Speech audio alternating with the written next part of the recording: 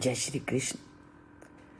श्री कृष्ण ने साकार और निराकार भक्ति में से साकार भक्ति को श्रेष्ठ माना और उसके बहुत से गुणों का वर्णन किया।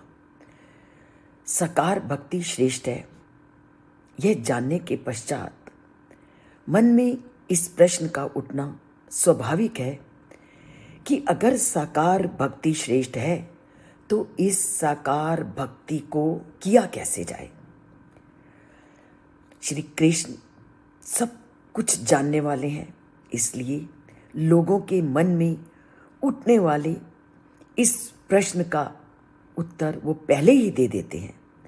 और आज के श्लोक में लोगों के मन में उठने वाली शंका को दूर करते हुए वो कहते हैं कि साकार बुद्धि श्रेष्ठ है, पर साकार भक्ति की कैसे जाए।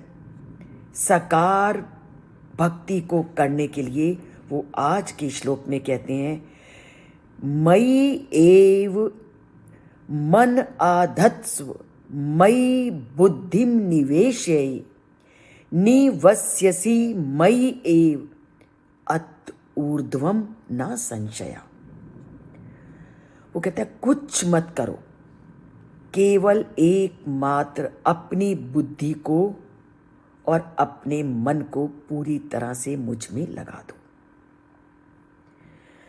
जब आप अपने मन को और अपनी बुद्धि को मुझ में लगा देंगे तो आपका मन स्वयं ही नियंत्रित हो जाएगा। जब भी मानव का मन अनियंत्रित हो जाता है, उसके वश में नहीं होता, तो उस समय केवल आप मेरा स्मरण करो। मेरा स्मरण करते ही आपके मन में आने वाले दुर्विचार, आपके मन में उत्पन्न होने वाले संशय अपने आप ही दूर हो जाएंगे। पर मन को मेरे में लगाना जरूरी है। और इस मन के विषय में तो अगर हम अपने सबसे प्राचीन ग्रंथों को खोलकर देखें तो वहां भी यही कहा गया है कि मन को उस परम पिता परमात्मा में लगा दो। मन जब तक संसारिकता के बंधन में लगा हुआ है तब तक उस परमात्मा से आपका नाता नहीं जुड़ सकता।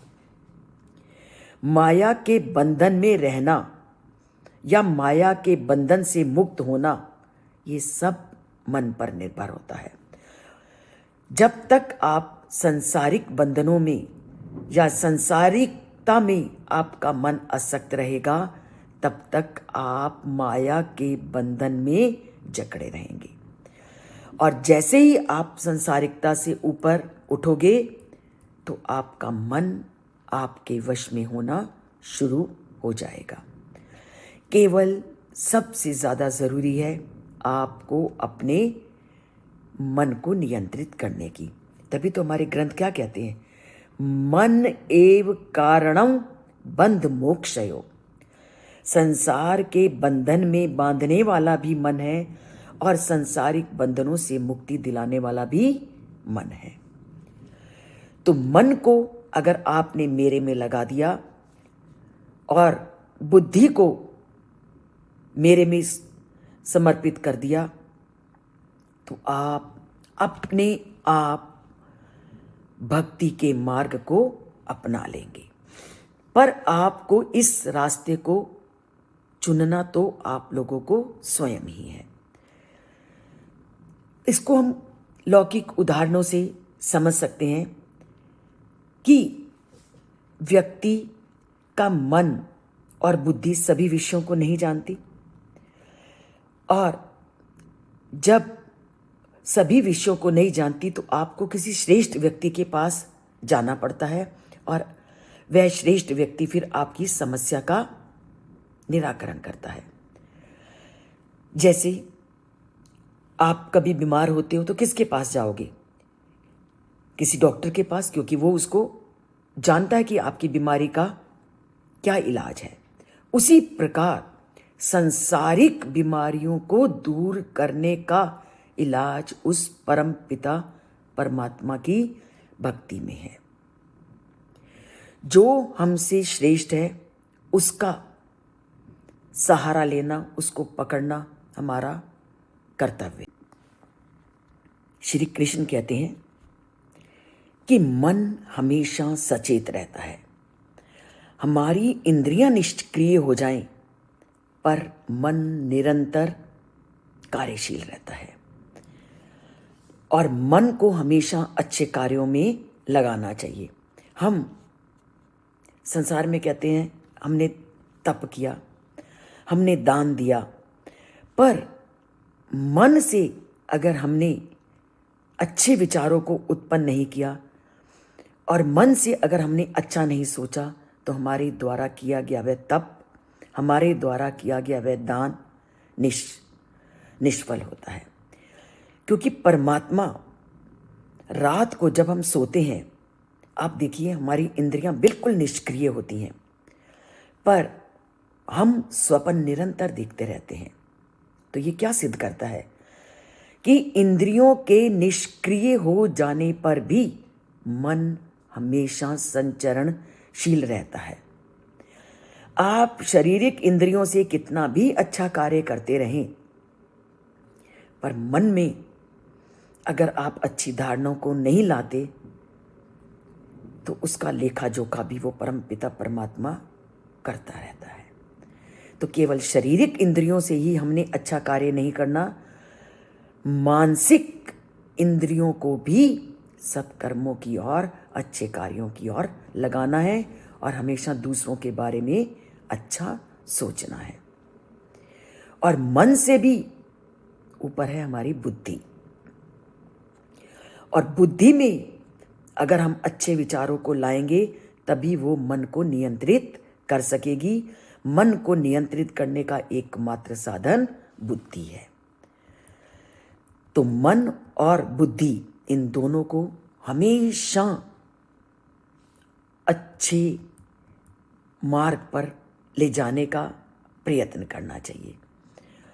और जब भी कुछ अनुचित सोचने लगे तो बुद्धि को अच्छी प्रकार से विश्लेषण करके हमें बुराई के मार्ग से हटना चाहिए। और इसका उदाहरण हम अक्रूर जी के जीवन से प्राप्त करते हैं। हम सबको पता है कि जब अक्रूर जी श्री कृष्ण को मथुरा ले जा रहे थे तो रास्ते में दोनों बातचीत करते हैं और अक्रूर जी मन और बुद्धि के विषय में श्री कृष्ण से रास्ते भर चर्चा करते जाते हैं। और वह श्री कृष्ण को कहते हैं हमारी बुद्धि है वो अनुचित ज्ञान की पट्टी में बंधी हुई है, हमेशा अनुचित कार्य करवाती है।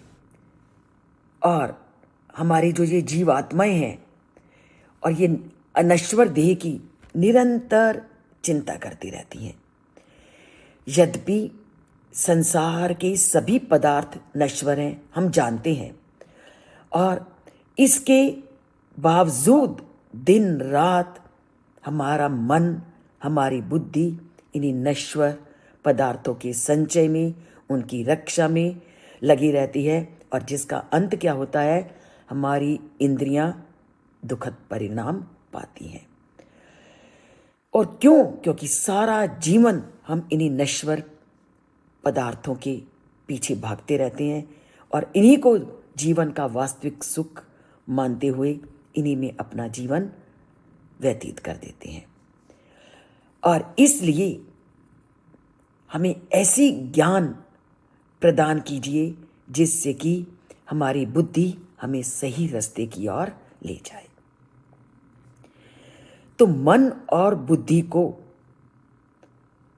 उस परमात्मा में लगा दो। यही श्री कृष्ण इस श्लोक में कहते हैं कि मन और बुद्धि के नियंत्रित होते ही व्यक्ति के जीवन का उद्धार निश्चित है।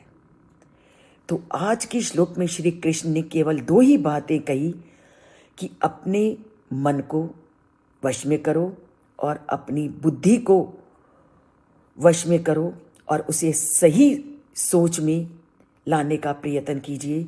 मन और बुद्धि को अगर मेरे में लगा दोगे तो आप जीवन में जो पाना चाहते हो वो प्राप्त करोगे। तो लगाते हैं मन और बुद्धि को उस परमात्मा में और जीवन के लक्ष्य को प्राप्त करने का प्रयत्न करते हैं। इसके लिए चैनल से जुड़ते हैं, सब्सक्राइब नहीं किया तो सब्सक्राइब करते हैं और जय श्री कृष्ण लिखकर या बोलकर या अंगूठा दबाकर उस मन और बुद्धि को उस परमात्मा में समर्पित करते हैं। जय श्री कृष्ण।